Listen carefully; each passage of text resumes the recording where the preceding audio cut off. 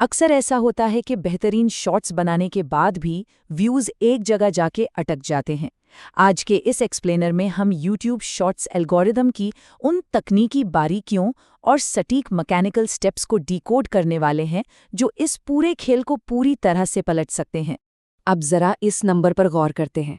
कल्पना कीजिए कि एक चैनल सिर्फ 50 व्यूज़ पर अटका हुआ था, लेकिन एक बहुत ही आम एल्गोरिदमिक गलती से बचकर उस चैनल ने सिर्फ 3 दिनों में 50,000 व्यूज़ की छलांग लगा ली। सोर्स के डेटा के मुताबिक ये कोई जादू नहीं है, बल्कि एक बिल्कुल सही अपलोड स्ट्रैटेजी का नतीजा है जिसने व्यूज़ के इस जबरदस्त उछाल को मुमकिन बनाया। तो आज का एजेंडा काफ़ी क्लियर है। हम इन 5 अहम पॉइंट्स पर चर्चा करेंगे। कम व्यूज़ का असली कारण, अपलोड करने का सही तरीका, कुछ ज़रूरी स्टूडियो सेटिंग्स, टाइटल और हैशटैग्स का सही इस्तेमाल और आखिर में एल्गोरिथम की वो सीक्रेट ट्रिक। शुरुआत करते हैं पहले पॉइंट से। कम व्यूज़ का असली कारण या वो छिपा हुआ विलंब जो किसी भी चैनल की ग्रोथ को रोक देता है। सोर्स यहाँ एक बहुत ही दिलचस्प तुलना सामने रखता है।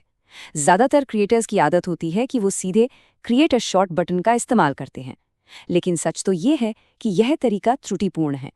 इस बटन से वीडियो अपलोड करने पर क्वालिटी थोड़ी कम हो जाती है और सबसे बड़ी दिक्कत, यह मौजूदा सब्सक्राइबर्स तक नोटिफिकेशन जाने से रोक देता है।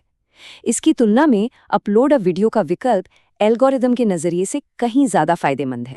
और यही वो कड़वी सच्चाई है जो बहुत कम लोग जानते हैं। गलत बटन इस्तेमाल करने का मतलब है कि कंटेंट 12 से 24 घंटों तक शॉर्ट्स फीड के बाहर ही अटका रह जाता है। नए चैनल्स के लिए तो ये शुरुआती मोमेंटम को पूरी तरह खत्म कर देता है।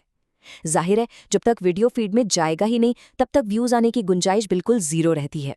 तो चलिए दूसरे चरण पर आते हैं। सही अपलोड तरीका, यानी एल्गोरिदम के इस वेटिंग रूम को कैसे बाईपास किया जाए। यहाँ ऐप के अंदर किए गए छोटे छोटे तकनीकी एक्शंस बहुत बड़ा गेम चेंजर साबित होते हैं। सही तरीका ये है, प्लस आइकन पर टैप करके अपलोड अ वीडियो चुनना। शुरुआती दौर में टाइटल और डिस्क्रिप्शन को बिल्कुल खाली छोड़ देना है, विजिबिलिटी को अनलिस्टेड रखना है और ऑडियंस सेटिंग में no it's not made for kids select करना है। ये वो स्टेप्स हैं जो मोनेटाइजेशन की अधिकतम क्षमता को सुनिश्चित करते हैं। तीसरा कदम है महत्वपूर्ण स्टूडियो सेटिंग्स। बैकग्राउंड में कंटेंट को कैसे ऑप्टिमाइज किया जाए।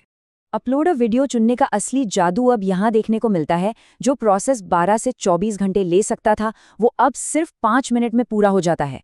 वीडियो उस लंबे वेटिंग टाइम को चकमा देकर लगभग तुरंत शॉर्ट्स फीड में पहुंच जाता है। और तो और बैकग्राउंड में मौजूदा सब्सक्राइबर्स के लिए नोटिफिकेशंस भी ट्रिगर हो जाते हैं। ये वाकई एक बहुत बड़ा एडवांटेज है।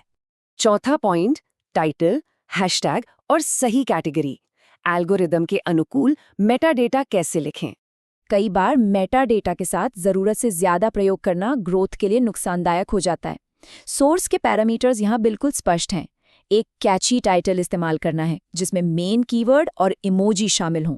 टाइटल में ज़्यादा से ज़्यादा 2 हैशटैग्स होने चाहिए, जैसे एक शॉर्ट्स और दूसरा उस टॉपिक से जुड़ा हुआ टैग। इसके बाद उसी टाइटल को डिस्क्रिप्शन की पहली लाइन में कॉपी करना है। बिना स्पैम किए डिस्क्रिप्शन में सिर्फ 4-5 मुख्य हैशटैग्स और ज़रूरी टैग्स का इस्तेमाल करना चाहिए। इससे एल्गोरिदम को एक बहुत ही स्पष्ट और पावरफुल सिग्नल मिलता है।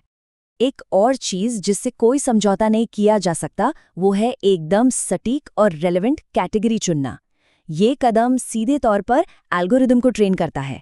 ये सिस्टम को बताता है कि कंटेंट को उन दर्शकों तक पहुंचाना है जो वास्तव में इस तरह के वीडियो देखने में सबसे ज़्यादा दिलचस्पी रखते हैं।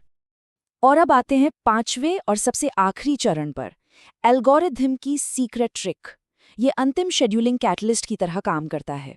पूरी प्रक्रिया का सबसे बड़ा गोल्डन रूल ये है, वीडियो को अपलोड करते ही कभी तुरंत पब्लिक नहीं करना चाहिए।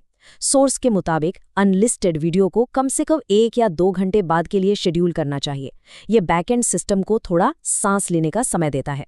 यही वो अहम समय है जब एल्गोरिदम डेटा को अच्छे से एनालाइज करता है, इंप्रेशंस को भारी मात्रा में ऊपर की ओर पुश करता है और सब्सक्राइबर्स को सही तरीके से नोटिफाई करता है। जैसे जैसे हम इस एक्सप्लेनर के अंत तक पहुंचते हैं, एक अहम सवाल जो हर क्रिएटर के लिए विचार करने लायक है, क्या पुरानी और गलत अपलोड आदतों से चिपके रहना ही आज भारी चैनल ग्रोथ हासिल करने में सबसे बड़ी रुकावट बनी हुई है? ऐसा लगता है कि अगली बड़ी वायरल हिट हासिल करना सिर्फ एक सही अपलोड बटन चुनने और इस शेड्यूलिंग स्ट्रैटेजी को अपनाने भर की दूरी पर है। आज के इस विश्लेषण में बस इतना ही।